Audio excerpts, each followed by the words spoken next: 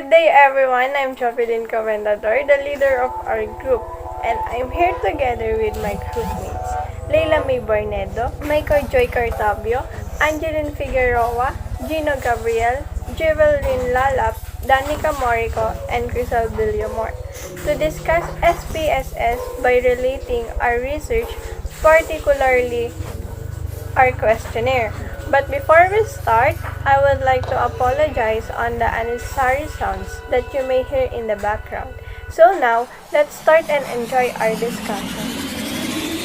Good day everyone, I am Leila Mae BARNEDO, and as you can see on the screen, we are here in the variable view. So in variable view, we will encode here all the questions in our questionnaire, including the choices, if any. So if you will notice on the top part, you will see the name, type, with, decimals, label, values, missing, columns, align, measure, and roll. So on the variable name, there must be no spaces or symbols. We can also use keywords or a word that is unique within the dataset. So in our questionnaire, the first question is the name. The variable type will be string because names are made out of text. So the width is the maximum number of characters that will be allowed for each responses. So we put 20 as the maximum number because some of the respondents includes their surname. Next, in decimals, we put 0 because the name is not a number. So definitely there's no decimals in it. In variable label, it can contain spaces unlike the variable name. Also, questions on our questionnaires are indicated here. So we will type name. So the values are none, missing, none, columns 8, align, right, measure, nominal, and roll is input. Now, let's proceed on our question number 2, which is the age. So the variable name will be age and type will be numeric. Since it is a number, we put 2 decimals, but we also change it later on because we realized that it looks like a price or amount in data view. So next, we've labeled it as age. Values are none, missing none, columns 8, align, right, measure, scale, and roll is input. So the next question is the gender. The type will be numeric. It can also be a string, but for us, it will be more easier if we will use numeric or values as an indicator whether it is female or male. The decimal will be 0 and the label will be gender. So the meaning of values, missing, columns, align, measure, and roll will be discussed by our next reporter. Good day everyone, my name is Gabriel from BSE 3A. My topic is about values, missing, columns, align, and measure. Values. It is for coded categorical variables. The value labels that should be associated with each category abbreviation. The examples of values is nominal or ordinal. The second one is missing. User-defined data values or range of value should be treated as missing. Note that this property does not alter or eliminate SPSS default by missing value code for numeric variables. To set user-defined missing values, click Click inside the cell corresponding to the missing column for the variable. A square button will appear. Click on it. The third one is columns. The width of each column in the data view spreadsheet. Note that this is not the same as the number of digits displayed for each value. This simply refers to the width of the actual column in the spreadsheet. To set a variable's column width, click inside the cell corresponding to the columns. Column for the variable, then click the up or down arrow icons to increase or decrease the column width. The fourth one is align. The alignment of content in the cells of the SPSS data view spreadsheet. Options include left justified, right justified, or center justified.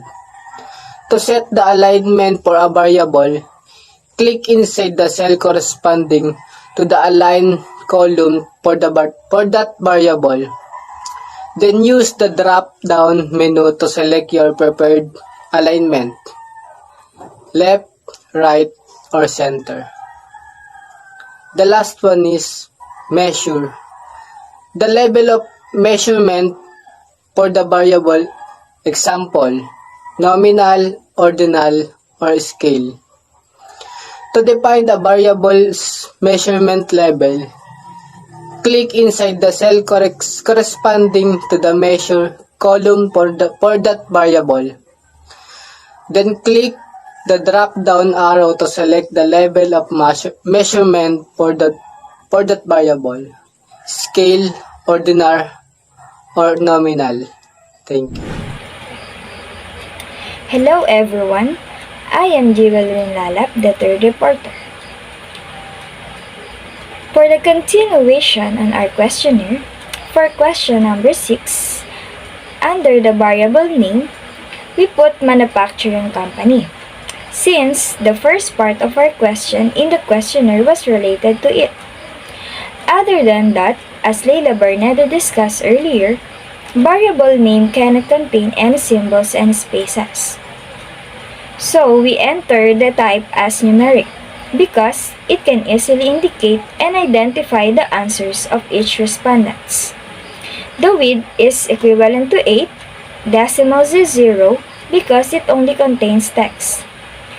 For the variable label, we enter the question, do you or any member of your family, relatives, or close friends work for a manufacturing company making a soy sauce? Since the label can more often to use symbols and spaces, that's why we enter it. For the values, the value labels have two options. Either it is yes that equivalent to 1 or no that equivalent to 0. Missing is none, columns is 8, align is right, measure is nominal, and row is input. For the next question is number 7. Under the variable name, we put advertising agency. Like on the question number 6, it is also related to what was the question we put on our questionnaire. Then, for the type, it is numeric. Width is 8, decimals is 0. The variable label was this question. Do you or any member of family, relatives, or close friends work for an advertising agency related to soy sauce? Values is optional. Either yes or a no. Missing is none, columns is 8, align is left, measure is nominal, and row is input. Then, for the 8th question, we put under the variable name as a marketing research agency. Type was numeric, width is 8, decimals is 0. For variable label, we enter the question, do you or any member of your family, relatives, or close friends work for a marketing research agency related to soy sauce?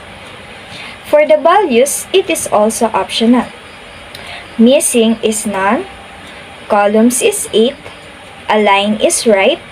Measure is nominal. And row is input. Further questions was discussed by the next reporter.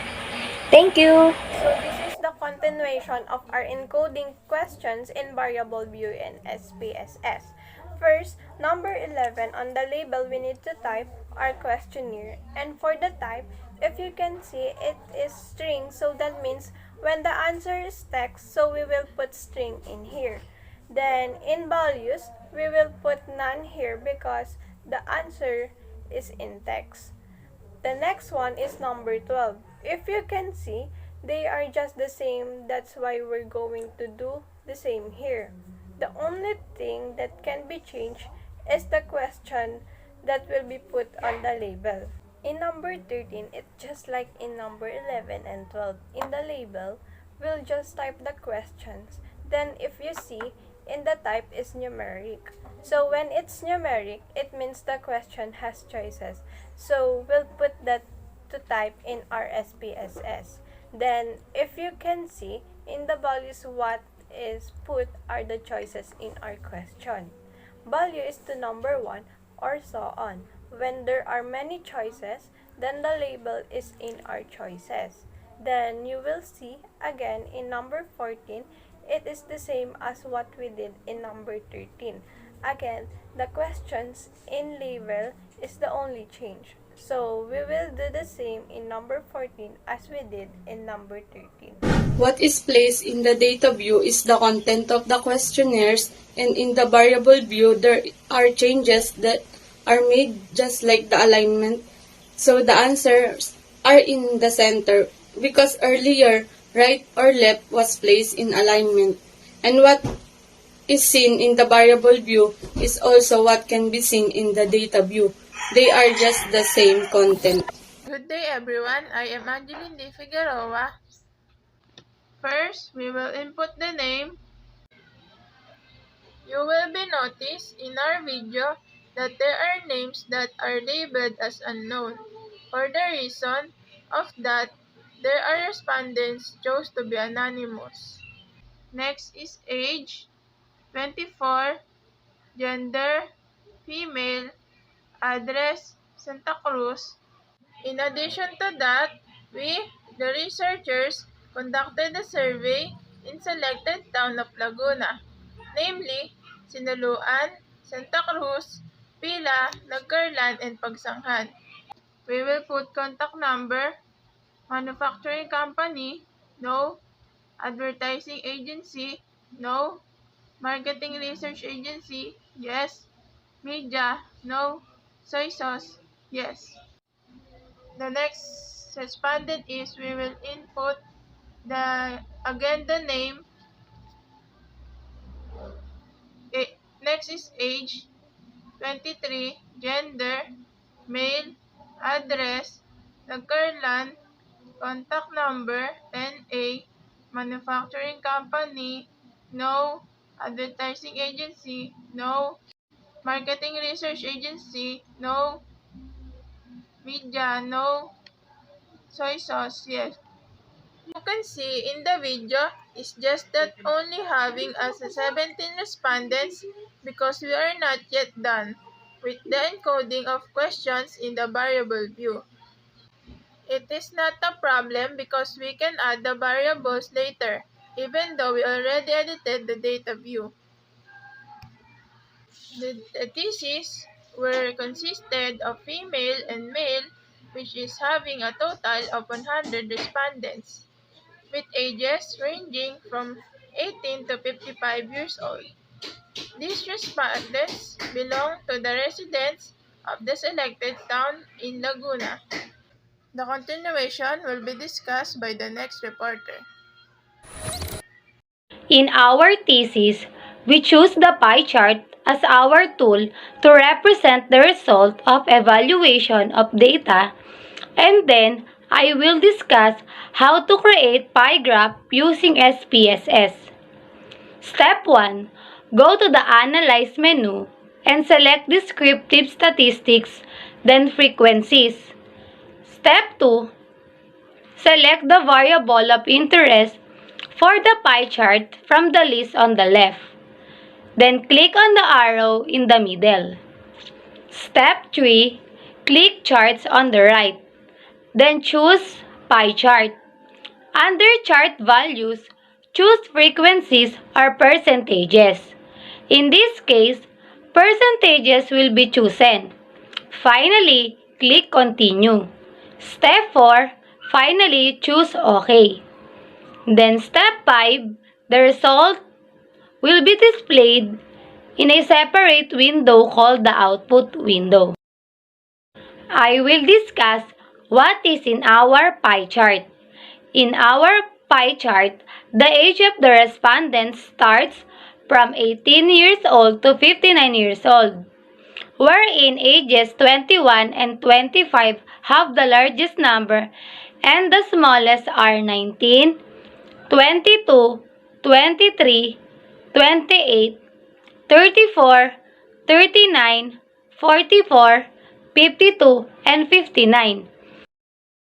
And as for the chart for the gender of our respondents, the dark blue represents the female respondents while the light blue is for male. Here in the chart, female has the biggest portion and male is the least. It means that most of our respondents are female obviously. So, you see that we cannot fully show the percentages of the data we gathered since we're not yet finished on encoding it. Good day everyone, I am Micah Joy and I'm here to discuss to you what is the importance of SPSS in thesis. So SPSS helps and assists in analyzing and processing survey data, especially when it comes to a complex survey data analysis needs. So SPSS is a great way to use to have a precise and accurate tabulation of data and to have a better interpretation to it. So relating it in our survey data or in our thesis, SPSS is important to us for us to have a better tabulation and to interpret it clearly. So we can emphasize what is in our survey data results.